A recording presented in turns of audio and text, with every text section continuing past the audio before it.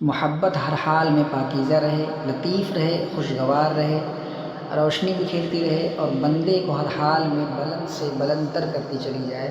اس کا راستہ کیا ہے؟ یعنی یہ کہ محبت کے اندر کثافت نہ رہے، لطافت بن جائے، محبت تاریکی نہ رہے، روشنی بن جائے، محبت پستی کا باعث نہ بنے، بلندی اور عظمت کا باعث بن جائے۔ اس کا سب سے آسان طریقہ یہ ہے کہ کسی لامحدود سے محبت کی جائے۔ محدود سے محبت کرو گے تو محبت بھی محدود ہوگی اور جذبے بھی محدود رہیں گے، فکر بھی محدود رہے گی، اس سے جنم لینے والے تمام تر خیالات اور خطرات بھی محدود ہوں گے، اور بندہ محدود تر ہوتا چلا جائے گا۔ وہی محدودیت اس کو عظمت سے گرا دے گی۔ اسی لیے کسی لامحدود سے محبت کرو تاکہ محبت بھی لامحدود ہو جائے، محبت کے اثرات اور تمام حوالے اور زاویے بھی لامحدود ہو جائیں۔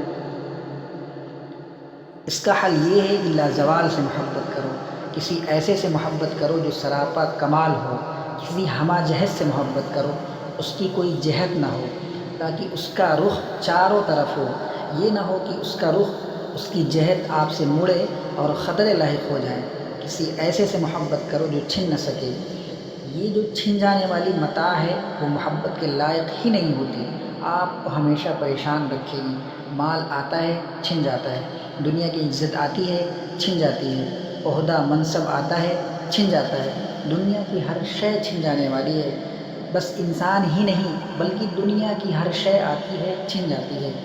ہر وہ چیز جو چھن جانے والی ہوتی ہے یا لا حاصل ہوتی ہے وہ آپ کو ابدی سکون نہیں دے سکتی، وہ آپ کو قرار نہیں دے سکتی، آپ کو اطمینان نہیں دے سکتی، آپ کو ان خطرات سے باہر نہیں نکال سکتی۔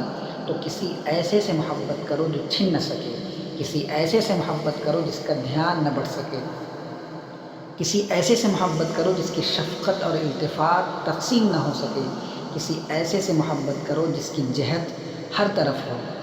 جب لامحدود کا عکس کسی محدود میں پڑتا ہے پھر وہ محدود کو بھی لامحدود بنا دیتا ہے، اور یہ ساری صفات کا حامل بس خدا ہے۔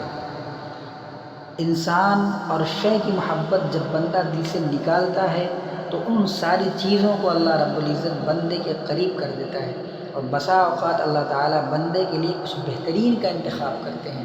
لیکن قرآن کریم کے اندر ہے ان الانسان خلق ہلوعا، انسان بہتر کو حاصل کر کے خوش ہو جاتا ہے، جبکہ اللہ رب العزت اس کے لیے بہترین کا انتخاب کیے رہتے ہیں۔